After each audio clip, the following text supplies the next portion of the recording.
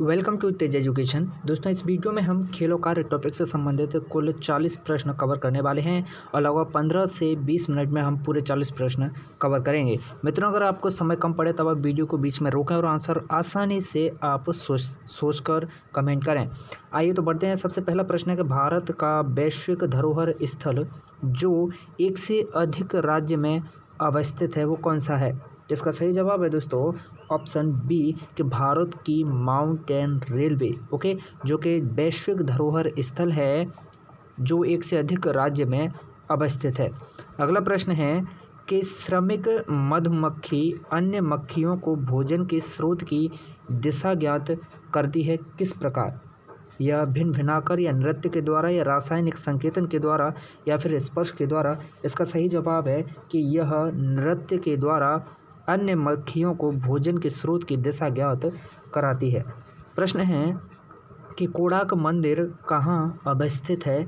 तो कोणार्क मंदिर अवस्थित है मित्रों ओडिशा में। प्रश्न है अगला कि विश्व विकलांग दिवस कब मनाया जाता है? तो विश्व विकलांग दिवस मनाया जाता है 3 दिसंबर को।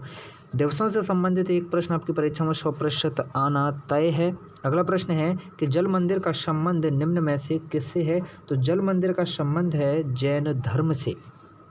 प्रश्न है कि इनमें से कौन सा गैस ग्रीन हाउस गैस प्रभाव के लिए सबसे ज़्यादा उत्तरदायी है? देखिएगा, एमपी टेट 2011 में पूछा गया प्रश्न है, जिसका सही जवाब है मित्रों कार्बन डाइऑक्साइड।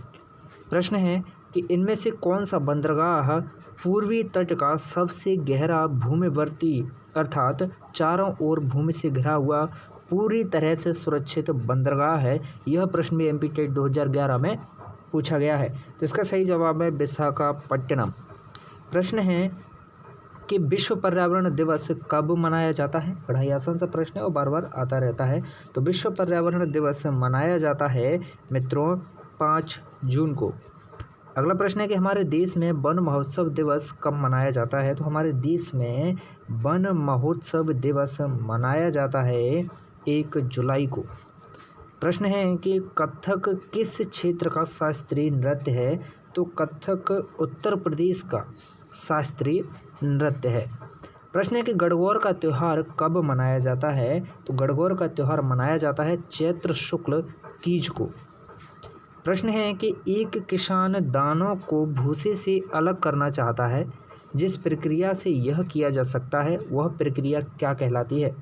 तो एक किसान अगर दानों को भूसे से अलग करना चाहता है तो यह जो प्रक्रिया है वो कहलाती है निष्पावन।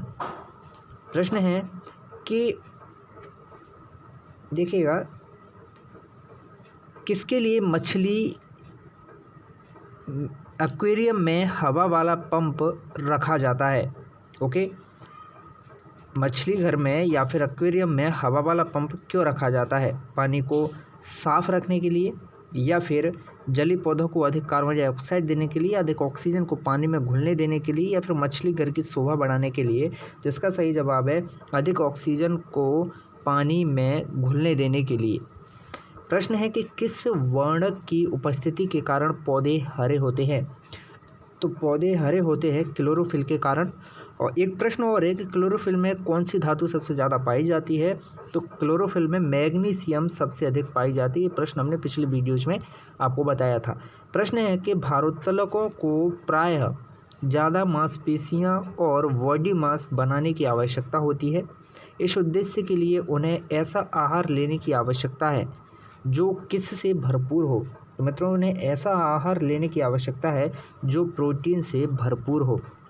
प्रश्न है कि बिहार के गांवों में बहुत से किसान अतिरिक्त धन कमाने के लिए मधुमक्खी पालकर शहद एकत्रित करने का कार्य करते हैं। मधुमक्खी पालन करने का यह जो तरीका है उसके लिए सबसे अच्छा समय कौन सा होता है? जिसका सही जवाब है कि इसके लिए सबसे अच्छा समय होता है अक्टूबर से दिसंबर का समय। प्रश्न है कि विश्व ओजोन दिवस कब मनाया जाता है? तो मित्रों, विश्व ओजोन दिवस मनाया जाता है 16 सितंबर को। काफ़ी महत्वपूर्ण प्रश्न, दिवसों से संबंधित एक प्रश्न आपकी परीक्षा में 100% आना तय है। प्रश्न है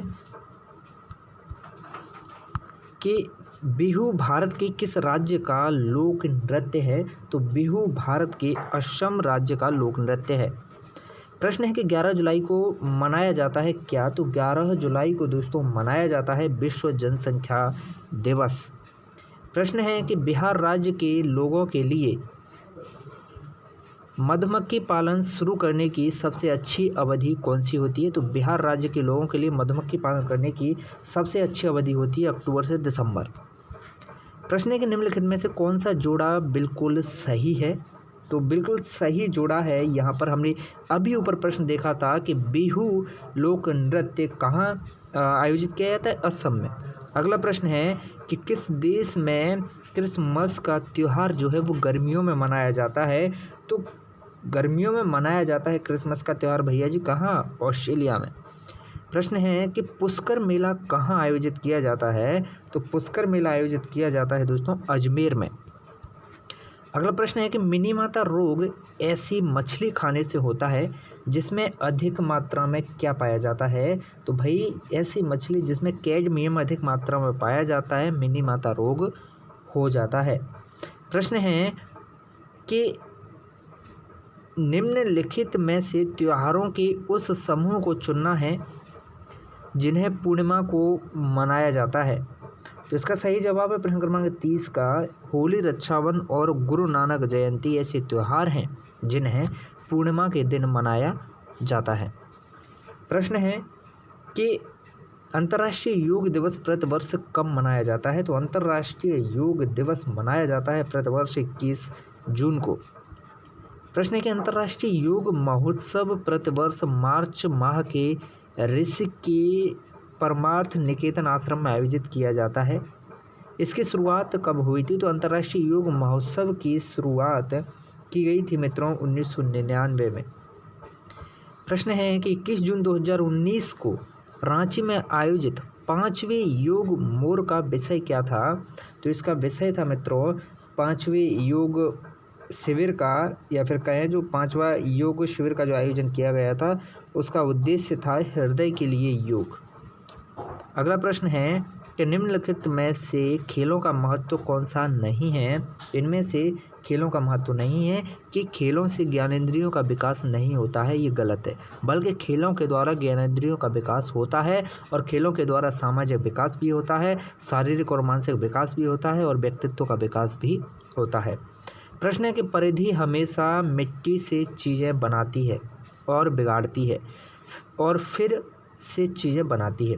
इस प्रकार के खेल में उनसे किस चीज़ का विकास होगा? तो भाई इससे विकास होगा रचनात्मक गुणों का।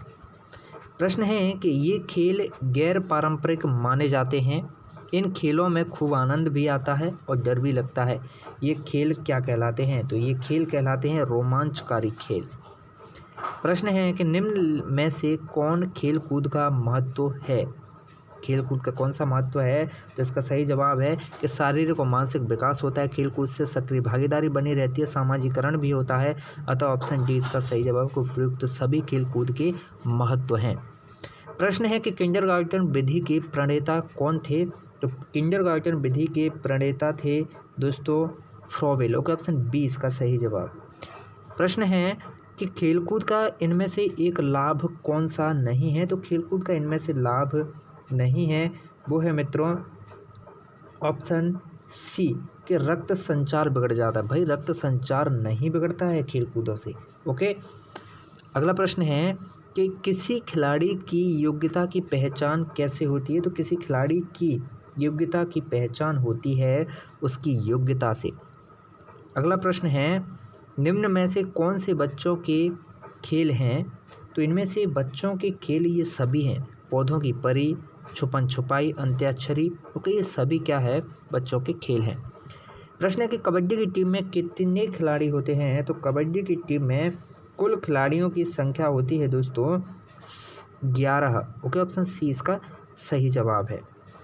कितनी? कुल 11 संख्या होती है कबड्डी खेल में। तो मित्रों इस वीडियो में हमने कुल 40 प्रश्न आपको कवर कराए हैं और इस टॉपिक के ये प्रश्न काफ़ी हैं आपके लिए और अन्य मटेरियल भी हम आपको उपलब्ध कराने की कोशिश करेंगे, कुछ अन्य महत्वपूर्ण नोट्स इस टॉपिक से संबंधित। तो बने रहिएगा आप तेज एजुकेशन के साथ। और पर्यावरण विषय के सभी वीडियो हमने टॉपिक वाइज आपको उपलब्ध कराए हैं और इसी के साथ साथ आप पीडीएफ भी प्राप्त कर सकते हैं। पीडीएफ प्राप्त करने के लिए व्हाट्सएप ग्रुप आप अवश्य ज्वाइन कर लें और आप निःशुल्क टेस्ट सीरीज भी ज्वाइन करें। उसके लिए आपको गूगल पर सर्च करना होगा tejeducation.net।